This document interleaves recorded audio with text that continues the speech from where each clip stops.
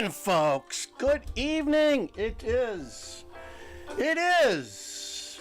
Wednesday, 24th. We're heading to Thursday. And you know what? The weekend is just around the bend.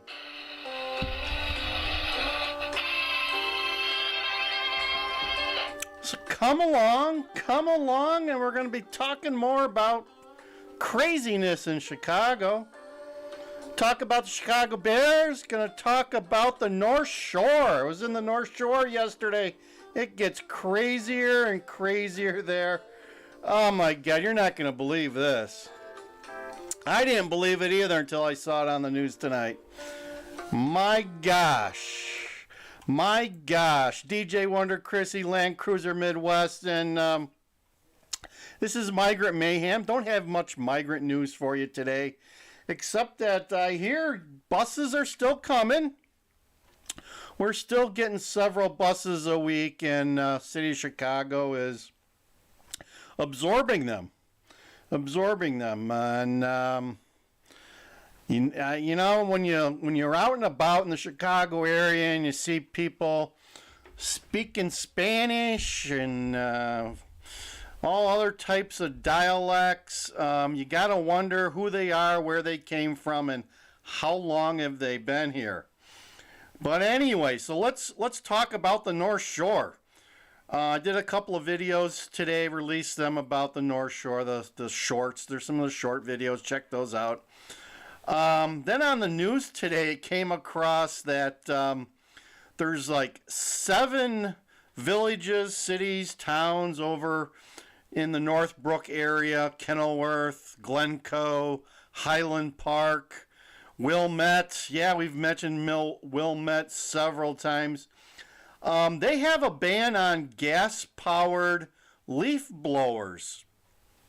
So now, you know, it's an affluent area over there. There's it's a pricey real estate, high taxes, and very few people cut their own grass. Let me just say that. I'm thinking probably 80% of the people have lawn services over in that area. They've got tons of trees, a lot of oak trees, a lot of, you know, age-old trees. Those communities have been there forever, so they're heavily scattered with large trees and cicadas this year. Maybe we'll take you guys out hunting for cicadas when it gets towards June. But anyway, there's a ban on gas-powered leaf blowers, which every landscaping service uses over there. And they interviewed one of the guys, and he said that it's costing his business 5 times more to get these electric ones, and they only run for an hour and they have to be recharged. So, and it's all in the name of climate change. CO2, they interviewed someone and said it's all about CO2. Don't tell them that I was over there and I had a double cheeseburger and was farting the rest of the evening till I got out of their airspace. So I hope they enjoyed that. I hope I left them enough CO2 that they don't know what to do with it. So there you go. So the people over there, they're tree huggers, they're climate change activists, but they don't realize by doing this, I'm sure many of those people, their lawn service rates probably went up this year to reflect the cost of the new technology and equipment changes some of these landscapers had to make. So, you know, not having all the CO2 and this and that and climate change and global warming is okay until it starts costing people more money. So I didn't hear him mention any of that in the report. But then again, you know, all those people over there got fancy dancy cars and huge Escalades, which I'm thinking the CO2 footprint on an Escalade or a Rolls Royce or a Bentley is probably pretty large, but they didn't mention that. Although I did tell, I mean, there's a lot of Teslas over there too, but we'll wait for their grids to go down over there. I was surprised at the amount of Teslas I saw over in the Glenview area. They're all over, man. God, it's almost like a disease. The EV disease, we'll call it. So, had to report on that.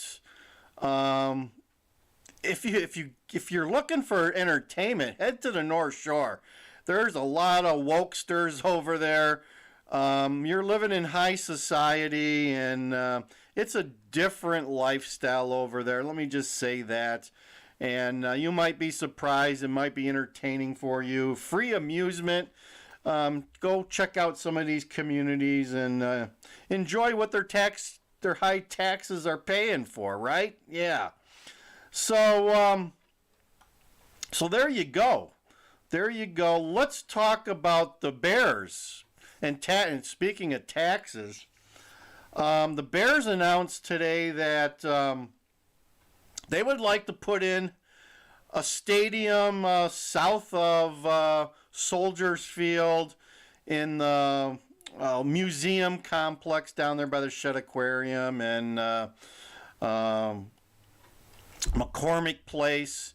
And it's going to cost about $4.7 billion.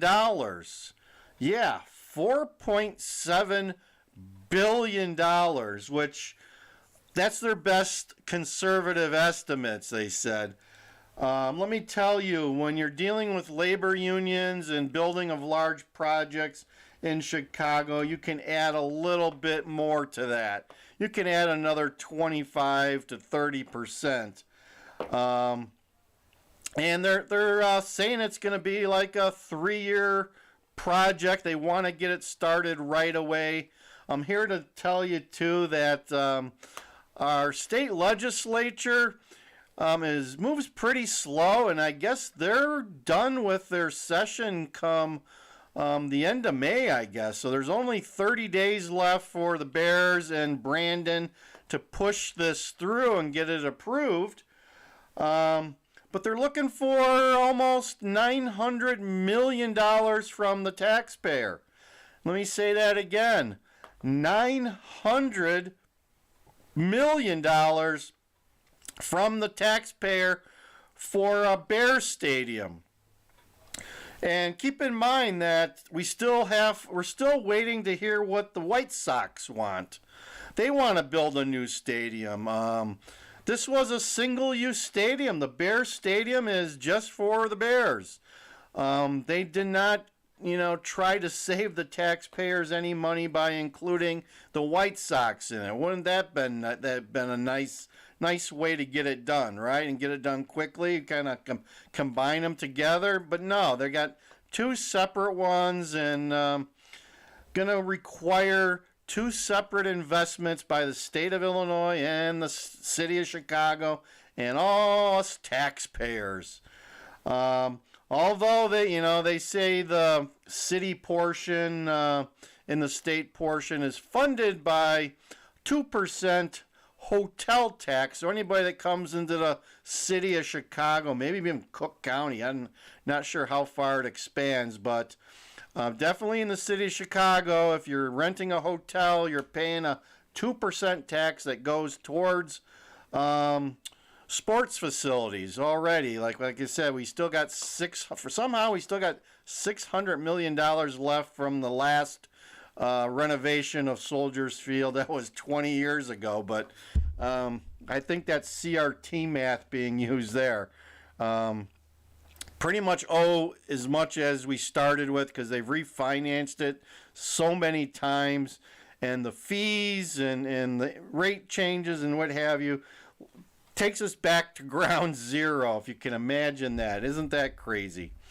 So the Bears, the Bears still own. They keep going back and forth. This just reminds me of the last time they wanted to build a stadium. They bought property options out in in northwest Indiana, southern suburbs of Chicago, and finally was able to get the Bears or the city of Chicago to renovate the stadium, and everybody was happy. Well, now you know they're calling for a 70-30 partnership. Although I think it's more. I think ultimately is going to be a 50-50 proposition because, like I said, you got to talk about cost overruns that are abound in the city of Chicago. City of Chicago lost lots of convention business many years ago because when we first had McCormick Place, in order to set up a booth for a convention, you had to pay 3 different unions to do your work. You had like the carpet layers, you had the electricians, and then you had like the carpenters. So in order to set up a booth, any company that had a booth at any of these conventions, they had to deal with 3 different unions in order to get a booth established and up and running, and it became cumbersome and expensive. And I believe probably about 20 years ago they resolved that and put it all into one union. And now you still got to pay the price, but you only have to deal with one union. So there's an example of the city of Chicago only does what they need to do when they need to do it. So I think we're getting close, though. I believe the Bears contract with the current Soldiers Field ends in 2030. So we're getting close to the time where they better get this construction started, or they may not have a place to play for a couple of years, or they might need to extend that contract. So we'll see what happens. We'll see what happens. I don't have much confidence that it's going to go off without any problems, and I think the Bears are kind of guarded too. They still have their 230 acres in Arlington Heights. They haven't put that up for sale yet, so they always have that in the back of their pocket. But there again, the infrastructure needs in Arlington Heights are probably greater than what they're going to need in downtown Chicago. And another thing that I was surprised about, they had this big announcement. They had Brandon Johnson there. They had all the labor union people there.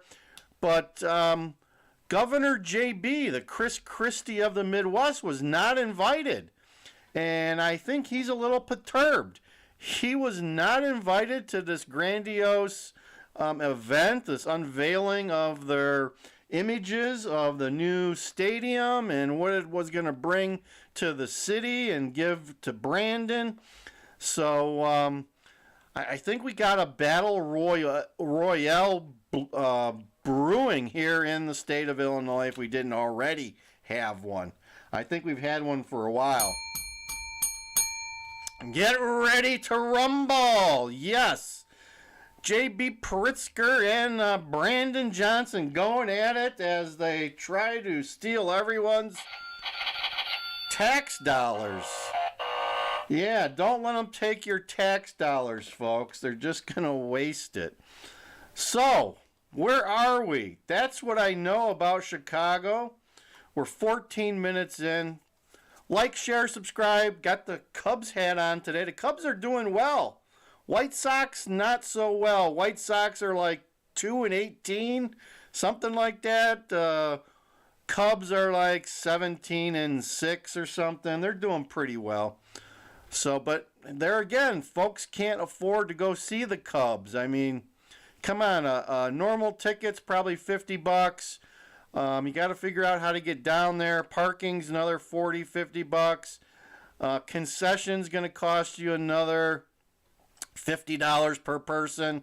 Add all that up, folks, and a day to Wrigley can cost you $500 for a family of 4 pretty quickly. That's why the DJ, I haven't been to a Cubs game in probably 10 years or more. And the last time I went to one, it was actually in Milwaukee, and got some value for my money. I was able to sit behind home base in Milwaukee for the same price I would get upper deck all the way down in right field at Wrigley. So, got to get your money's worth, right? Got to get your money's worth. Once again, guys, not giving a financial advice, but isn't that pretty? Isn't that pretty? It's like $28 and change now. It's been going up and down a little bit.